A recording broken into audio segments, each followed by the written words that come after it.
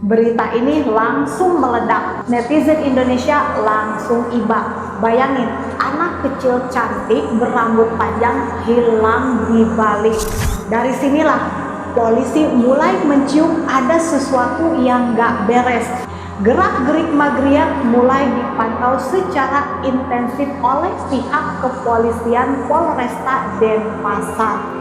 Di dalam lubang itu polisi menemukan jasad Angelin yang sudah membusuk. Bocah kecil itu dikubur dengan posisi meringkuk, tangannya memeluk boneka Barbie kesayangannya.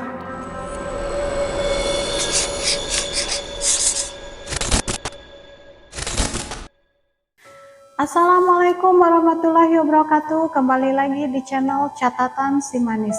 Untuk kalian yang sedang menonton dan yang sudah subscribe serta like video ini, semoga rezekinya dilancarkan, amin. Hari ini kita bakal flashback ke pertengahan tahun 2015 silam. Terjadi sebuah kasus menimpa seorang anak perempuan kecil yang cantik, polos, usianya masih 8 tahun. Namanya Angelin. Sebelum kita masuk ke hari kejadian, kita harus tahu dulu nih, siapa sih sebenarnya Angelin ini? Angelin itu lahir pada tanggal 19 Mei 2007. Dia adalah anak kandung dari pasangan Ahmad Rosidi dan Hamidah. Nah, orang tua kandungnya ini adalah perantau dengan kondisi ekonomi yang pas-pasan. Saat Hamidah melahirkan Angelin di sebuah klinik, mereka nggak punya uang sama sekali buat bayar persalinan rumah sakit itu. Di saat mereka lagi bingung dan putus asa itulah muncul seorang bernama Margriet Christina Megawe. Margriet ini adalah seorang wanita parubaya yang kehidupan ekonominya sangat mapan. Dia bersedia melunasi semua biaya rumah sakit Hamidah. Tapi ada syaratnya. Syaratnya adalah Angelin harus diserahkan kepada Margriet untuk diadopsi secara resmi. Demi kebaikan si bayi dan demi melunasi hutang, dengan berat hati orang tua kandung Angelin setuju. Akhirnya waktu usia baru 3 hari, Angelin kecil dibawa oleh Margriet. Perjanjian adopsi pun dibuat di depan notaris. Di dalam perjanjian itu sebenarnya ada klausul yang bilang kalau Margriet harus merawat Angelin seperti anak kandung sendiri. Dan orang tua kandungnya nggak boleh nemuin Angelin sampai dia dewasa nanti.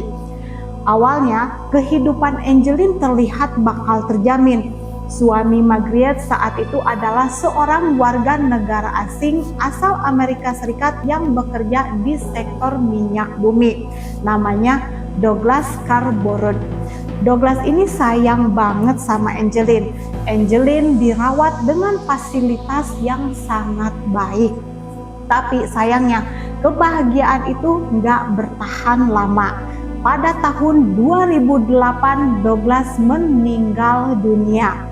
Nah, semenjak suaminya meninggal inilah sifat asli Margriet mulai berubah drastis. Warisan yang ditinggalkan Douglas cukup banyak, tapi entah kenapa pola asuh Margriet ke Angelin berubah total menjadi sangat buruk. Apalagi setelah mereka pindah ke sebuah rumah di Jalan Sedap Malam Sanur, Denpasar. Rumah itu luas, tapi kondisinya sangat berantakan, kotor, dan dipenuhi oleh puluhan ekor ayam, kucing, dan anjing yang dipelihara oleh Margriet. Disinilah penderitaan Angelin dimulai. Sobat kesayangan, bayangin, bocah sekecil itu dari umur 6 sampai 8 tahun harus menjalani hidup yang berat banget. Di sekolahnya nih, guru-guru dan teman-temannya sering melihat Angelin datang dengan baju seragam yang kotor, kusam, bau kotoran ayam, dan badannya kelihatan kurus banget. Bahkan guru kelasnya sempat cerita kalau Angelin sering kedapatan lemas di kelas karena kelaparan. Pas ditanya, ternyata sebelum berangkat sekolah dia belum makan. Alih-alih sarapan, rutinitas pagi Angeline setiap hari sebelum berangkat sekolah adalah harus memberi makan puluhan ayam dan hewan peliharaan ibu angkatnya. Kalau tugas itu belum selesai, dia nggak boleh makan dan sering dimarahi bahkan dipukul. Bayangin teman-teman, jarak dari rumahnya ke sekolah itu sekitar 2 km. Dan Angeline setiap hari harus jalan kaki sendirian pergi dan pulang.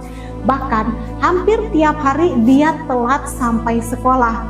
Guru-gurunya sampai pernah berencana buat membandikan Angeline di sekolah dan kasih dia makan karena saking kasihan melihat kondisinya yang memprihatinkan.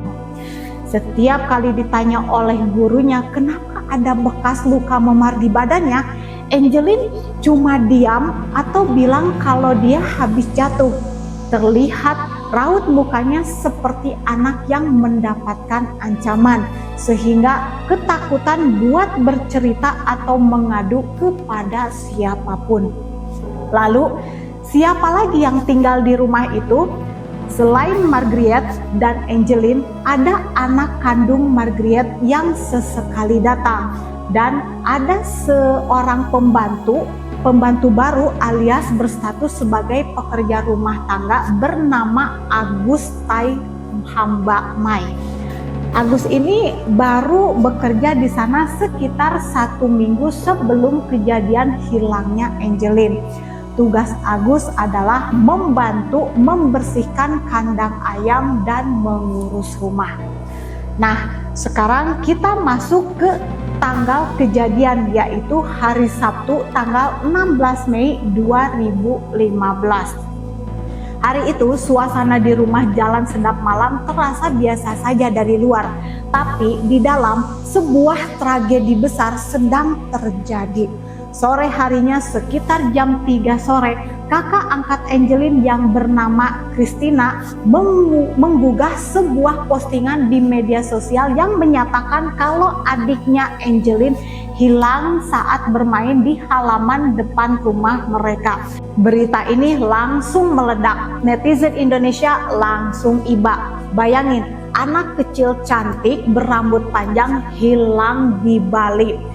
Muncul spekulasi kalau Angeline diculik oleh sindikat penculikan anak atau diculik orang asing. Keluarga bahkan membuat halaman Facebook khusus berjudul Find Angeline buat ngegalang informasi dari masyarakat. Margaret sebagai ibu angkat tampil di publik dengan wajah yang sangat sedih, histeris menangis dan memohon-mohon agar anaknya segera dikembalikan. Dia kelihatan kayak seorang ibu yang dunianya runtuh karena kehilangan anak tercinta. Saking viralnya nih kasus, sampai-sampai beberapa pejabat penting negara termasuk Menteri Pemberdayaan Perempuan dan Perlindungan Anak saat itu Yohana Yambise dan Menteri Pendayagunaan Aparatur Negara Yudi Krisnandi datang langsung ke rumah Margaret untuk memantau situasi.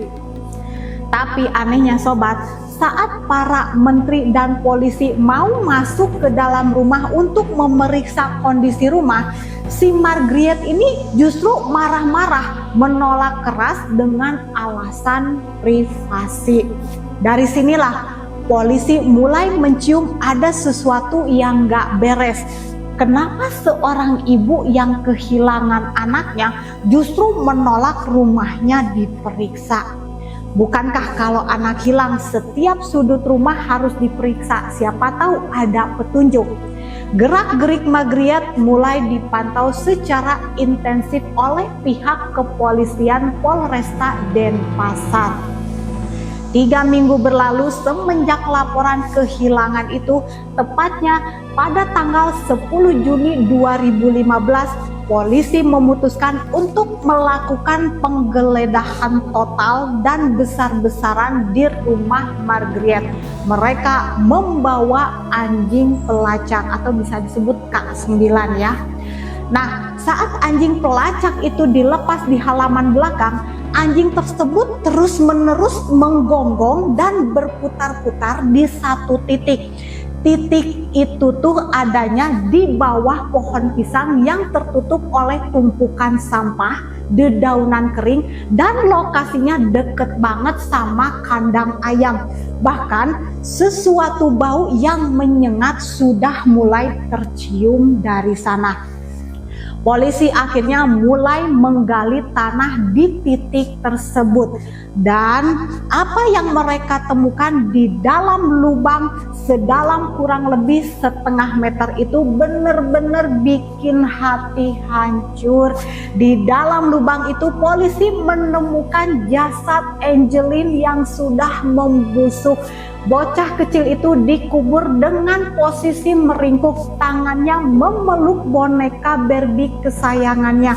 Tubuhnya dibungkus dengan kain sprei putih dan lehernya dijerat dengan tali plastik. Begitu kabar ini tersebar ke publik, jagat maya langsung heboh. Tangis histeris pecah dari ibu kandung Angelin Hamidah yang selama ini mengira anaknya dirawat dengan baik oleh keluarga kaya, dan ternyata malah ditemukan meninggal mengenaskan terkubur di dekat kandang ayam. Hasil otopsi dari rumah sakit makin membuat publik geram. Di tubuh Angelin ditemukan banyak banget luka memar akibat kekerasan benda tumpul.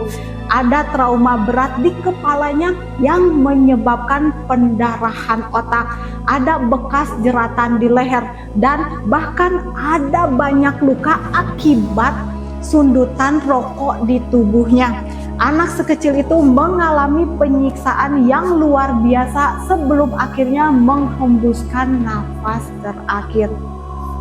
Nah sobat kesayangan, disinilah plot twist terbesar dari kasus ini dimulai. Begitu jasad Angelin ditemukan, polisi awalnya menetapkan si pembantu yaitu Agus Taim Hamba Mai sebagai tersangka utama. Kenapa? Karena saat pertama kali diinterogasi, Agus membuat pengakuan mengejutkan kalau dialah yang menyiksa, memperkosa, dan membunuh Angelin sendirian. Bahkan publik pun langsung menghujat Agus habis-habisan. Dia dicap sebagai monster berwujud manusia. Tapi apakah cerita itu nyata? Ternyata enggak ya sobat. Itu semua adalah skenario fitnah yang sudah dirancang dengan sangat rapi oleh si Margriet. Belakangan terungkap fakta yang bikin kita mengelus dada. Agus T ini adalah seorang perantau polos asal Nusa Tenggara Timur yang baru bekerja di rumah itu selama 1 minggu. Begitu tahu Angelin meninggal di tangan Margriet, Agus diancam akan dibunuh jika tidak mau menuruti perintah. Bahkan si Agus ini sama si Margriet rambutnya sempat dibakar, dipukuli, dan diancam di bawah tekanan psikologis yang luar biasa agar dia mau pasang badan mengaku sebagai pembunuh tunggal. Margriet bahkan menjanjikan uang sebesar 200 juta rupiah agar Agus tetap bukan dan membawa rahasia ini sampai ke penjara. Untungnya keadilan masih punya jalan. Kasus yang super pelik ini menarik perhatian salah satu pengacara paling kondang di Indonesia. Siapa lagi kalau bukan Hotman Paris Hutapea.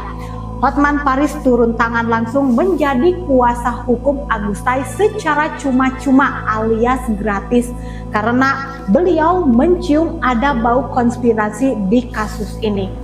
Di sisi lain, Margriet juga nggak mau kalah. Dia menyewa pengacara top ibu kota lainnya yaitu Hotma Sitompul.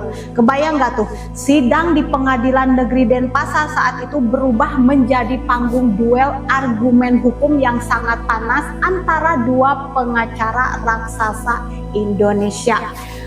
Hotman Paris dengan kecerdasannya mulai membedah kejanggalan satu persatu di persidangan.